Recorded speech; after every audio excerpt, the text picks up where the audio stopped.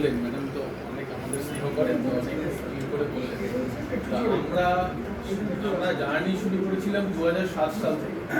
বাচ্চাদেরকে আমরা ফ্রি বুক ডিস্ট্রিবিউশন করতাম আমাদের বিরাটি, দুর্গানগর এই লোকাল এই ডিজিএমগুলোতে। বাচ্চাদেরকে আমরা তখন যে যার কাজে ব্যস্ত ছিলাম, মানে অন্যান্য জায়গায় সব চাকরি করতাম, সেই মাঝেই করতাম। আমাদের মাথার উপরে ছিলেন চন্দন দা, যিনি আমাদের এখন সোসাইটির সেক্রেটারি।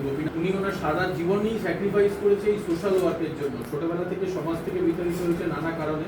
ওনার একটা ইচ্ছে ছিল যে কোনো বাচ্চা যেন পড়াশোনার অভাবে সোসাইটি থেকে লেফট না হয়, মানে আর্থিক কারণে যেন পড়াশোনা করতে পারছে না বা আর্থিক কারণে তার জামা কাপড় তার কোনোদিনও কোনো বাচ্চাকে ফেস করতে না হয়। তো সেই ভিশনে চন্দনদা আমাদের সবারই স্যার। তো সেইটা রেখে আমরাও চন্দনের সঙ্গে যুক্ত হলাম, চাকরি ছেড়ে দিলাম। 2018-তে ওয়েস্ট বেঙ্গল গভর্নমেন্টে আমি চাকরি করতাম ব্যাকওয়ার্ড ক্লাস অ্যান্ড ওয়েলফেয়ার ডিপার্টমেন্টে। সেই চাকরি ছেড়ে এখন পুরোটাই এই অর্গানাইজেশনের সঙ্গে যুক্ত, এবং এটা আমার নিজেরই অর্গানাইজেশন অ্যাটেন্ড করতে পারি আমাদের সবারই। ওই 6 জন বাচ্চাকে দিয়ে আমরা আমাদের জার্নি শুরু করেছিলাম 2015 সালে। আমাদের সোসাইটি রেজিস্ট্রেশন হয় 2007-এ। তারপরে আস্তে আস্তে ফ্রি বুক ডিস্ট্রিবিউশন, জামা কাপড় বিতরণ পশ্চিমবঙ্গের বিভিন্ন প্রান্তে, কিন্তু আমাদের প্রপার কোনো মানে স্কুল ইনফ্রাস্ট্রাকচার বা ফর্মাল এডুকেশনের জায়গা ছিল না। 2015 সালে আমরা আমাদের 6 জন বাচ্চাকে দিয়ে জার্নি শুরু করেছিলাম। তখন ইংলিশ মিডিয়াম ছিল না, বাচ্চা ওদেরকে আমরা পড়াতাম একটা টেম্পোরারি সেট আপে। আস্তে আস্তে আস্তে আস্তে করে এই চন্দন দা তার নিজের জমিতে আমাদের সোসাইটিকে ডোনেট করে দেয়। ও নিজে ভাড়া বাড়িতে থাকতো, তো সেইখানে একটা টেম্পোরারি সেট আপে একটা বিল্ডিং বানানো হয়। এখন ওখানে দোতলা বিল্ডিং রয়েছে। এই 6 জন বাচ্চা আস্তে আস্তে আজকের দিনে দাঁড়িয়ে এই স্কুলটাতে 175 জন বাচ্চা রয়েছে, যারা কমপ্লিটলি ফ্রি অফ কস্টে পড়াশোনা করে। আইসিএসসি মিডিয়াম, ইংলিশ মিডিয়াম স্কুলে আমাদের ছোট থেকেই বাচ্চাদেরকে জামা, জুতো, ব্যাগ, বই পত্র সব কিছু আমরা প্রোভাইড করি।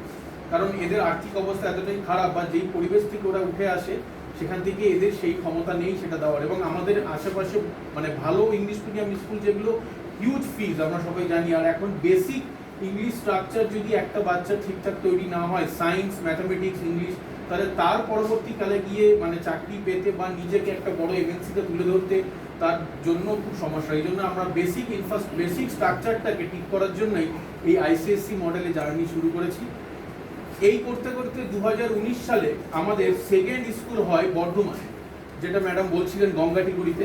আসানসোলের এক্স ডিএম রঞ্জিত চ্যাটার্জি, উনার সাথে আমাদের পরিচয় হয় গোলপাক রামকৃষ্ণ মিশনে। এক্স আইএস আইপিএস দের একটা মোটিভেশন ক্লাস নিতে গেছিল, চন্দনদা ছিল, আমরাও ছিলাম। তো সেইখানে 3 দিন ক্লাস করার পরে ক্লাসটা যখন শেষ হয়, উনি আসানসোলের এক্স ডিএম ছিলেন মিস্টার রঞ্জিত চ্যাটার্জি। উনি তখন বললেন যে তোমাদের যে কাজ, তখন আমাদের একটা স্কুল মাত্র, এই নলেজ প্রভাত বিরাটির যে স্কুলটা, তো তোমাদের কাজ আমার ভালো লেগেছে। আমার একটা বাড়ি আছে, সেই বাড়িটা আমি তোমাদের ইউজ করতে দিতে পারি একটা স্বল্প মূল্যে মাসিক ভাড়ার ক্ষেত্রে, কারণ আমাদের ছেলেরা এই বাড়িটা দিলে এই বাড়িটা বিক্রি করে দেবো। ওটাও মানে উনি ওই রাজ পরিবারেরই একজন সদস্য ছিলেন। তো রঞ্জিত স্যারের আশীর্বাদে ওইখানে আমরা আমাদের সেকেন্ড স্কুল চালু করি। এখনো ওখানে আমাদের স্কুল চলছে বর্ধমান গঙ্গাটিগুড়িতে, ভিডিওতে আছে, আমি দেখাবো। এখন ওখানে বর্তমান বাচ্চার সংখ্যা 132। আর 3 নম্বর স্কুলটা শুরু হয় আমফানের ঠিক পরে।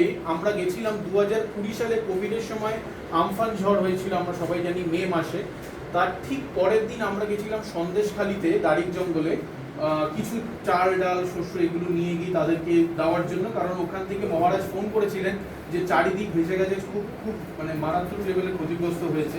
তো সেখানে গিয়ে যখন দেখলাম যে ওদের ওই একটা প্রাইভেট রামকৃষ্ণ মিশন আছে, যেই মহারাজের কথা ম্যাডাম বললেন, গোপীনাথ মহারাজ, ওই মহারাজের একটি বাংলা মিডিয়াম স্কুল আছে। সেই স্কুলটার দেয়াল দুটো ভেঙে পুকুরে পড়ে গেছে। তো বাচ্চারা পড়াশোনার আর কোনো অবকাশ নেই, পরের দিন থেকে কি করবে জানে না। ওটা কিন্তু প্রাইভেট, মানে রামকৃষ্ণ মিশনটা প্রাইভেট, মানে বেলুড় মঠের নীতিতে চলে, কিন্তু প্রাইভেট। তো সেইখানে আমরা স্থির করি, আশেপাশে কোনো স্কুলও নেই, একটা ছোট্ট দ্বীপ, ওটা 6 কিলোমিটার বা 11 কিলোমিটার একটা দ্বীপ। দ্বীপটার নাম হচ্ছে দারিক জঙ্গল।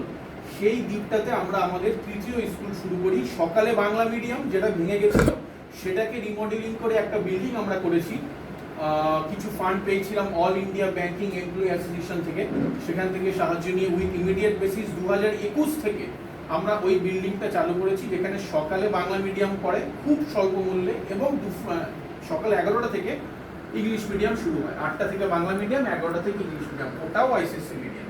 ওখানে এখন দুটো মিডিয়াম মিলিয়ে বর্তমানে বাচ্চার সংখ্যা 325।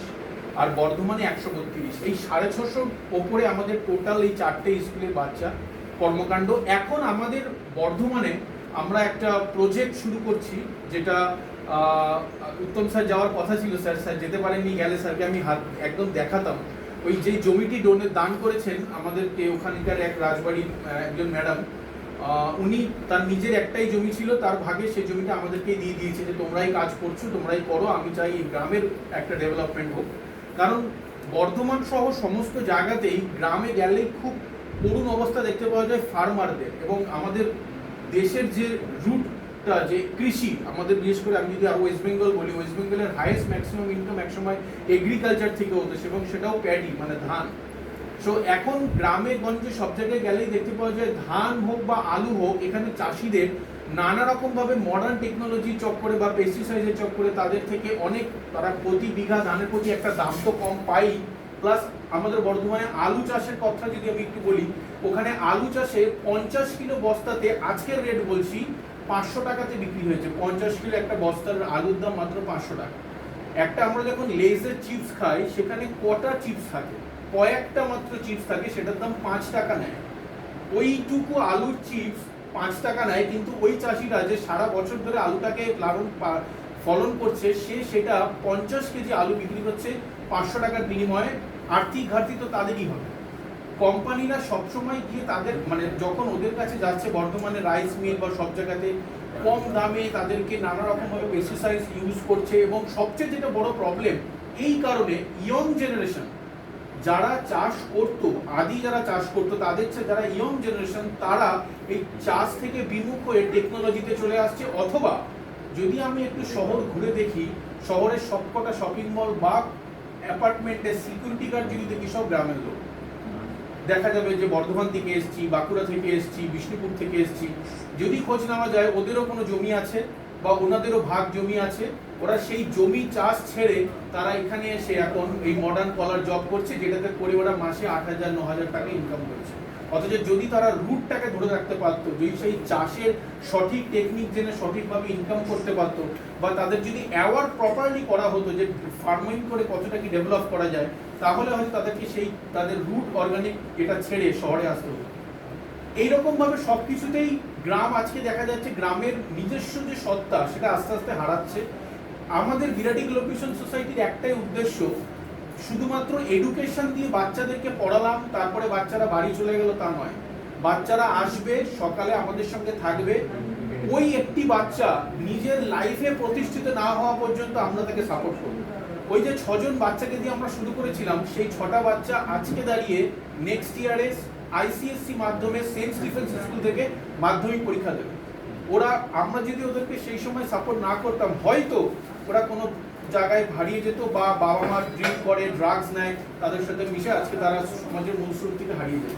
তাদের কনফিডেন্স দিয়েছি। আমাদের নলেজ প্রোড স্কুল থেকে গতকাল একাডেমি অফ ফাইন আর্টস থেকে একটা বাচ্চা পারফর্ম করতে গেছে, যার বাবা টোটো চালায়। আমার বলতেই লাগবে, মানে আমি কালকে খবরটা শুনলাম, যার বাবা টোটো চালায় কিন্তু মা নেই।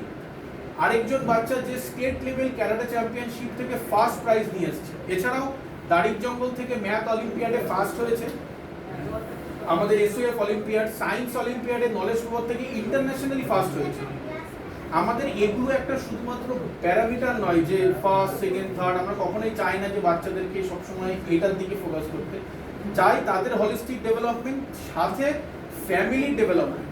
আমরা যদি তাকে ফ্যামিলিকে সাস্টেনেবল করাতে পারি, বাচ্চার অটোমেটিকলি ডেভেলপমেন্ট হবে, এবং আলটিমেটলি বাচ্চার ডেভেলপমেন্ট যদি হয়, এরাই মানে ভবিষ্যতে আমাদের দেশকে সেভ করবে। কারণ আমরা যত ইউথকে প্রপার ডেভেলপ করতে পারবো, যত আমরা গ্রামকে সাস্টেন করতে পারবো, যত আমরা ভিলেজের মানুষকে তাদের রুটের সাথে জুড়তে পারবো, তত আমাদের সমাজ আরো বেশি স্ট্রং হবে। এই উদ্দেশ্যের কথা মাথায় রেখেই বিরাটি গ্লোবাল সোসাইটি নলেজ ভিলেজের কনসেপ্ট এনেছে।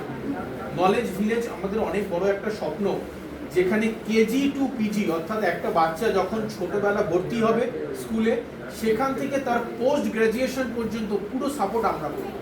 আমরা ইনফ্রাস্ট্রাকচার তৈরি করার জন্য এটা আমাদের অনেক এটা আমাদের স্বপ্ন। আমাদের শুধুমাত্র প্রাইমারি সেকশন বিল্ডিংটা এখন তৈরি হচ্ছে, ওই যে জমিটা একজন ডোনেট করেছে সেখানে তার আশেপাশে অনেক জমি আছে, এবার সেগুলো কিনতেও অনেক মানে problem in the sense finance আর কি, টাকা পয়সার একটা সমস্যা সবসময় ফেস করতেই হয়। তো সেগুলো আছে, কিন্তু সব কিছু ছেড়েও এই স্বপ্নটা আমাদের বুকে রয়েছে যে ভিলেজকে সাস্টেন করার জন্য যা যা করতে হয় আমরা করব, বাচ্চাদের এডুকেশন দেওয়ার জন্য যা যা করতে আমরা করব। সমস্যা আসছে, সমস্যা নিয়েই চলবো, আপনাদের আশীর্বাদ যদি সঙ্গে থাকে এই কাজটাকে আরো ভালো করে করতে পারবো। আমি একটু ছোট্ট আমাদের একটা ভিডিও চালাচ্ছি আমাদের নলেজ প্রভাত স্কুলে বাচ্চাদের, একটু দেখুন আপনারা, আশা করি আপনাদের ভালো লাগবে।